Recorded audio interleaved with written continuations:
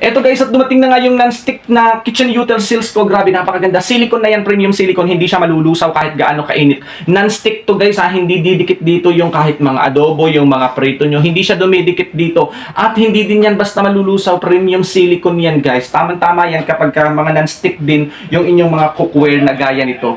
Hindi siya guys nalulusaw at saka hindi dumidikit dito yung mga luto ninyo. Non-stick kasi to guys. Grabe, napakaganda aesthetic. 12 pieces na yan ha. 12 pieces. Isang set na kasama to. Na nabili ko lang ng 200 plus pesos. Diba guys? Napakamura. Ang sulit. Ang laki ng matitipid nyo. Kaysa dun sa per piece, mas makakatipid kayo kapag kapag 12 pieces. Ang maganda dito guys, lahat na yan kompleto. Kahit yung may sabaw, nalulutuin nyo sinabawan. Ito, pwedeng-pwede to.